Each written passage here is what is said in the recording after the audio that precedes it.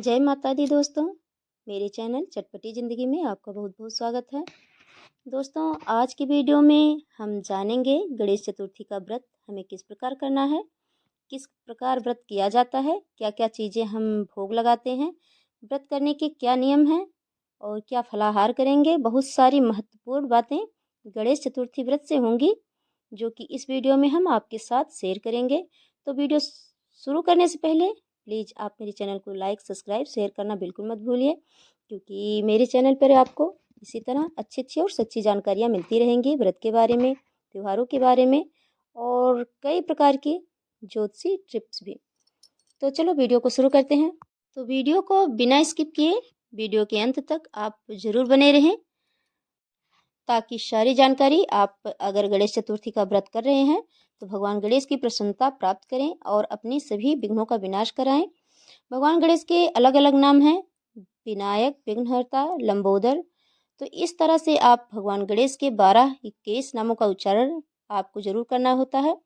प्रथम पूज्य देवता माने जाते हैं और पंच देवताओं में से एक देवता माने जाते हैं। 12 महीने होते हैं और 2 पक्ष होते हैं एक महीने में, शुक्ल पक्ष और कृष्ण पक्ष। दोनों पक्षों के में जो चतुर्थी तिथि आती है वो भगवान गणेश को समर्पित है।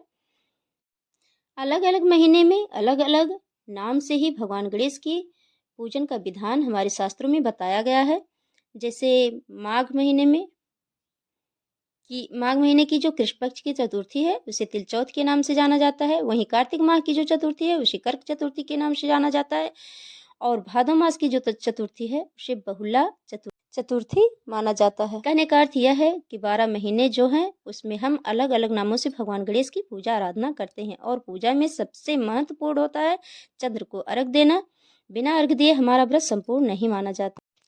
तो बहुत ही कन्फ्यूजन है इस बार चतुर्थी तिथि में। हमें चतुर्थी 2 दिन के लिए प्राप्त हो रही है, 10 जनवरी और 11 जनवरी को। तो बहुत सारे लोगों को कन्फ्यूजन है कि व्रत हम किस दिन करें, 10 जनवरी या 11 जनवरी को। तो देखिए, आपको जिस दिन चंद्र का दर्शन हो उसी दिन आप व्रत जरूर करें।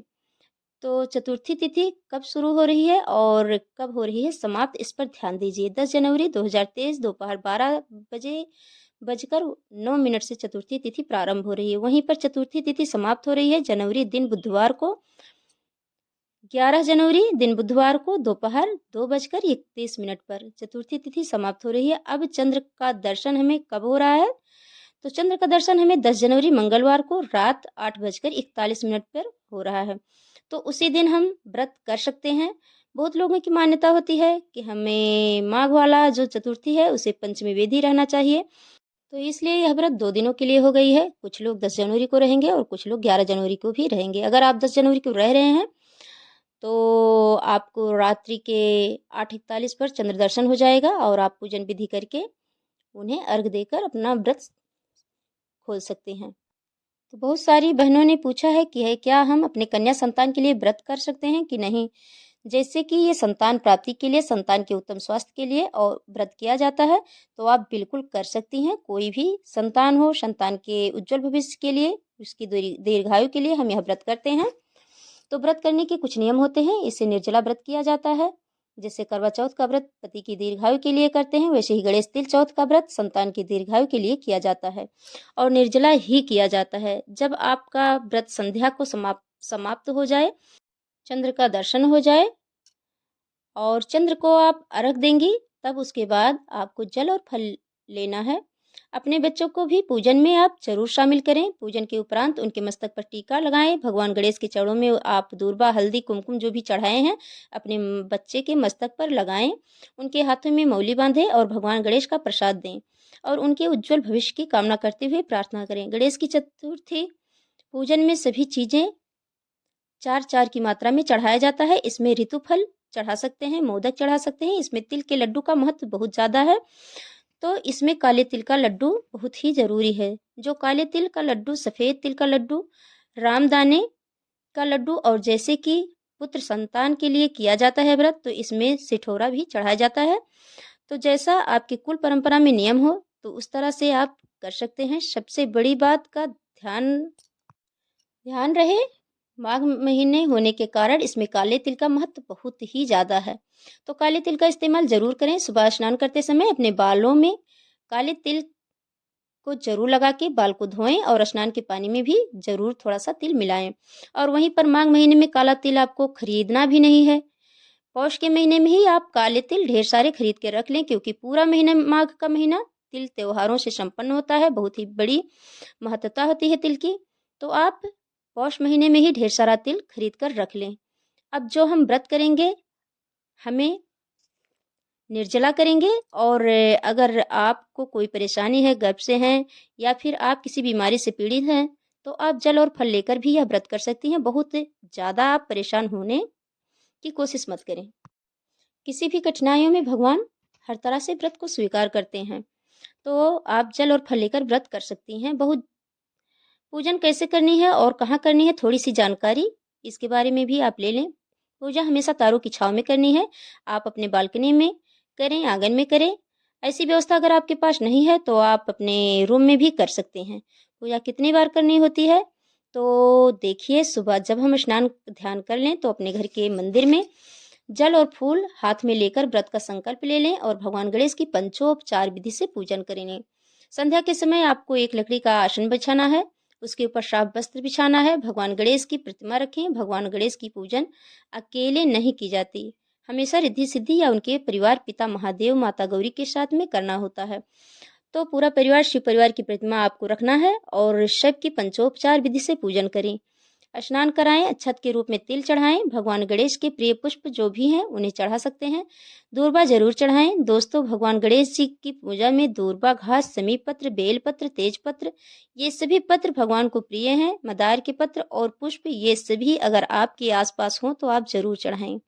आप सिर्फ दूर्बा और पुष्प से ही पूजन कर सकते हैं अगर आपको कोई भी सामग्री नहीं मिल रही है तब। और इसमें चतुर्थी तिथि को महत्व देते हुए सभी चीजें 4-4 की संख्या में चढ़ानी है। मौसमी फल जो भी हैं, इस मौसम में नारंगी, बेर के फल आ जाते हैं, अमरूद, शकरकंदी, इस प्रकार जो भी फल आपके परिवार में चलता है वो आप चढ़ा सकते हैं। कहते हैं बच्चों के लिए जो पहाड़ चढ़ाया जाता है वह गन्ने से उसे काटा जाता है। तो जैसे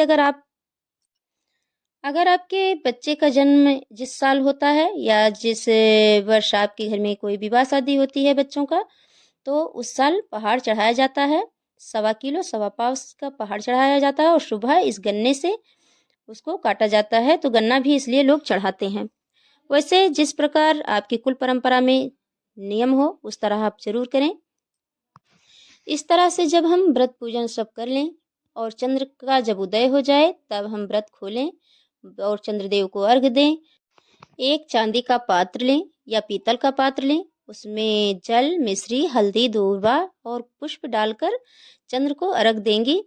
अर्घ्य देते समय ओम चंद्र से नमः का जप करें। भगवान गणेश को दूर्वा जरूर अर्पित करें और दूर्वा अर्पित करते समय ओम गंग गणपते नमः का जाप करें। आप अपने घर के नियम के अनुसार भी पूजन कर सकती हैं। और अगर आपको मंत्र नहीं मालूम है तो मंत्र मैं अपने डिस्क्रिप्शन बॉक्स में लिख दूंगी। और ध्यान रहे, गणेश जी को हल्दी और दूर्वा और मदार के पुष्प अगर हो सके तो जरूर चढ़ाएं और अपने संतान के उज्जवल भविष्य, सद्बुद्धि और बल, इसके लिए कामना करें भगवान गणेश से। तो अगर आपको भी कोई कन्फ्यूजन हो तो आप कमेंट बॉक्स में ज़रूर पूछ सकते हैं हमसे।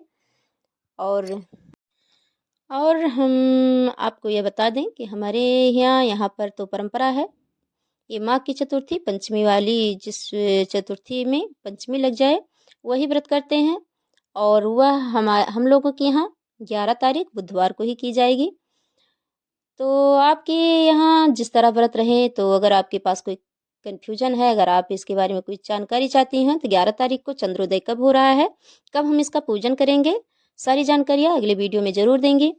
तो अगर आपके मन में भी कोई शक्का हो तो आप पूछ सकते हैं कमेंट बॉक्स में। तो वीडियो को एंड करने से पहले आपसे निवेदन है कि आप प्लीज़ मेरे चैनल को सब्सक्राइब, लाइक ज़रूर कीजिए। यहाँ से आपके पास जो भी जानकारी जाएगी सच्ची और 100% सच्ची जानकारी जाएगी। तो फिर मिलते हैं अगले वीडियो में, तब तक के लिए जय माता दी, जय श्री राम।